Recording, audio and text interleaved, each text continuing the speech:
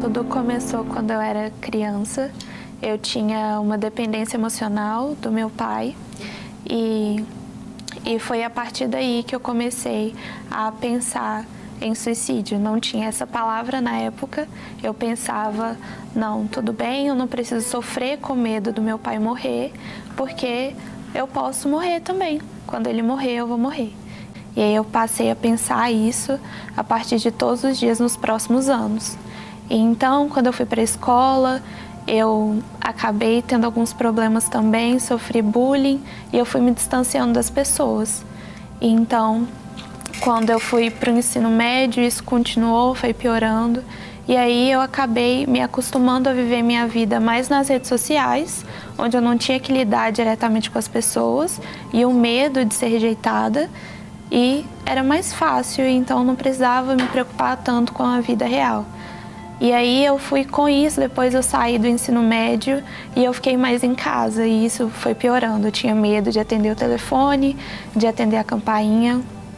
E aí eu passei a ter medo das pessoas que vinham em casa. Eu só conversava com os meus pais e com alguns parentes mais próximos, outros parentes que eu não via tanto. Se eles iam visitar a gente, eu corria para o meu quarto e me escondia. Eu não tinha coragem. E aí quando eu fui para o cursinho, que eu acabei tendo que lidar com isso. Como que eu vou fazer agora?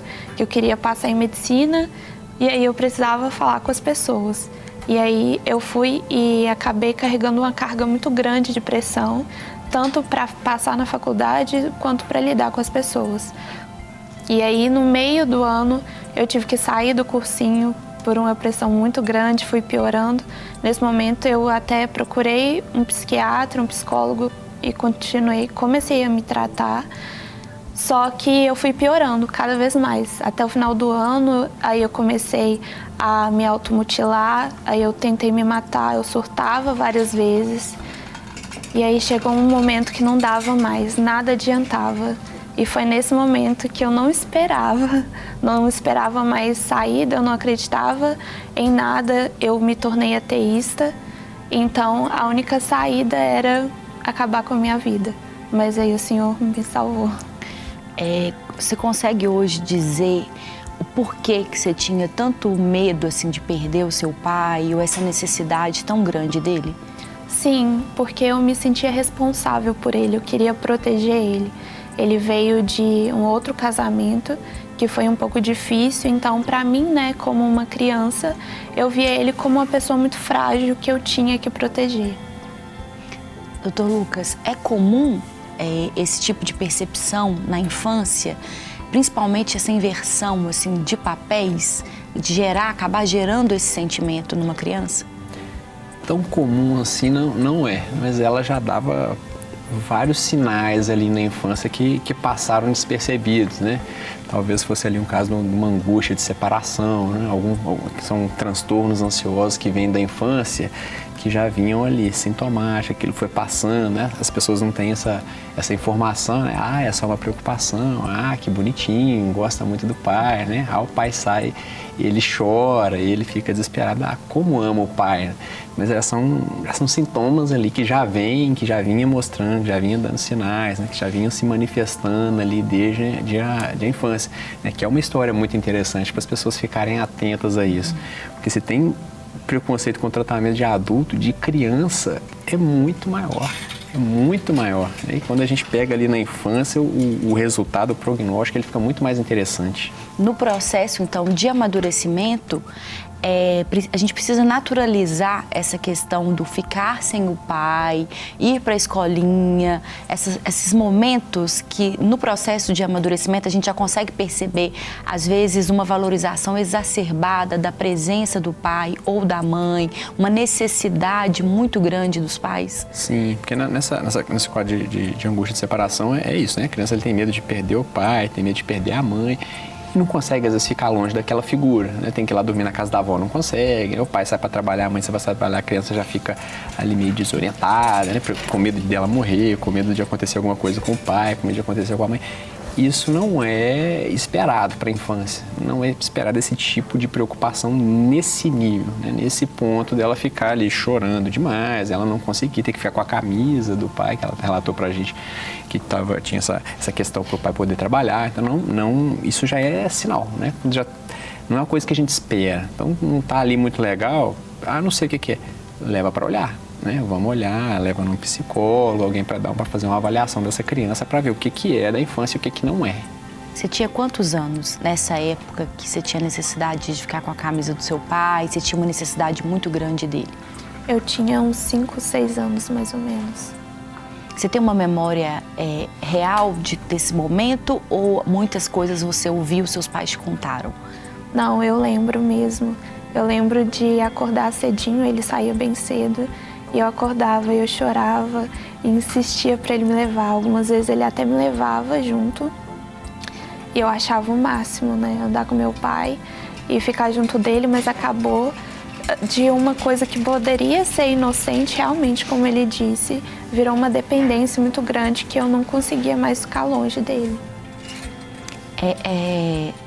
Esses traços, nessa primeira infância, nesse momento, é comum ter essa marca tão grande, lembrar tanto das coisas, assim, e um sentimento de angústia, né? Devia gerar uma angústia muito grande nela. É comum a gente lembrar, ter essa percepção? É possível se lembrar, não tem exatamente uma idade certa que a gente começa a ter a questão do acesso à memória. A memória, ela existe, nem sempre a gente dá conta de ter acesso a essa memória. Existem registros de acesso à memória, dependendo de pessoa para outra, a partir de 2, 3 anos de idade. Mas essas memórias, elas começam muito diluídas, muito fragmentadas, e depois, claro, ela se manifesta de uma forma um pouco mais clara, a partir de 5, 6, 7, 8 anos de idade. Mas o importante que dá para a gente poder pensar é que às vezes a gente tem episódios mais importantes ou mais traumáticos que eles são realmente mais facilmente registrados. Então, o acesso a esse episódio, ele fica mais nítido, ela consegue se lembrar disso com mais facilidade. Infelizmente, os processos mais traumáticos são mais lembrados, né? A gente acaba recordando mais. Você vê que quando ela está contando, ela tinha uma dor, né? Uma questão de um afeto muito vinculado à questão dessa ausência. Então, era algo que trazia para ela um incômodo muito importante. Mas como o Dr. Lucas falou, não é muito comum, né? Essa dependência emocional. Nesse ponto, ela não é muito comum. E realmente a gente precisa de estar atento com relação àquilo que é comum, que realmente é da própria criança, é da natureza, aquilo que começou a ficar estranho, está diferente. Poxa vida, isso está um pouco diferente, então vale a pena a gente investigar. Mesmo que depois a gente não descubra nada, mas vale a pena uma investigação inicial. Com que idade? Com que idade você começou a ir à terapia ou procurar, a sua família te levou para procurar um médico? Então, eu já tinha 19 anos. Foi no início do ano que eu fui entrar no cursinho, né? Mas foi com 18 que eu realmente, né, comecei a perceber, nossa, eu preciso de ajuda. Então, levou um tempo, né, para eles aceitarem isso, mas aí eles acabaram aceitando me levar. Foram um processo de dor, de adoecimento de muitos anos, né? Passou muito tempo e é uma história que a gente vê recorrente. Teve todo um processo e às vezes ali quando a pessoa precisa de mais desempenho, né, que é o contexto do vestibular, quando a pessoa vai ali já naquela transição para a vida adulta, né, para ficar mais independente, que ela começa a sentir um peso maior. Porque antes tem ali os pais, os avós, tem toda uma família para cercar, para blindar, para cobrir as necessidades, confunde com saudade. Então, ele não quer que o pai vá porque está com saudade, gosta muito do pai. Tem muitos fatores de confusão e a gente consegue racionalizar e justificar aquele comportamento das mais diferentes formas. Mas chega uma hora ali que o desempenho começa a prejudicar. Então, olha quanto se passou. Começou com 5, ela começou a tratar com 19, né? Foram 14 anos que se passaram, né? Não por culpa dos pais, né? É a desinformação. Às vezes a gente acha que é normal, acha que é legal. Às vezes não tem uma outra criança ali para a gente comparar, né? Ou tem poucas crianças para a gente ter uma comparação do que é da infância e do que não é esperado para a infância.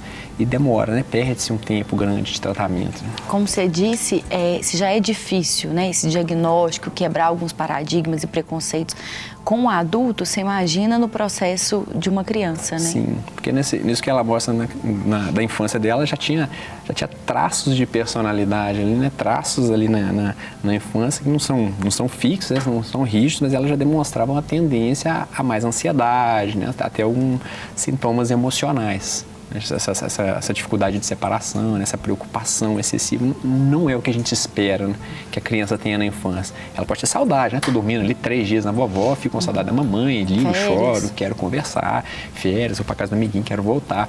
Isso aí, ok. Mas agora eu não quero que o pai saia porque eu tô com medo dele morrer. Né? Eu não deixo ele sair de jeito nenhum, sofro loucamente porque meu pai vai sair. Não é esperado para essa idade. Para idade nenhuma, na verdade. Você disse que você sofreu também bullying, né, na época da sua adolescência. Como que foi esse período?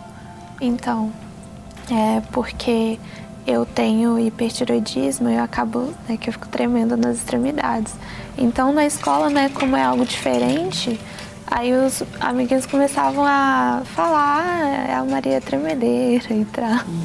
Então, eu acabei me afastando. E aí, quando a gente sofre bullying, a gente acaba que pega uma personalidade, e eu já estava com essas questões do meu pai, então a gente acaba que se retrai mais ainda, e isso acaba piorando mais ainda a questão do bullying.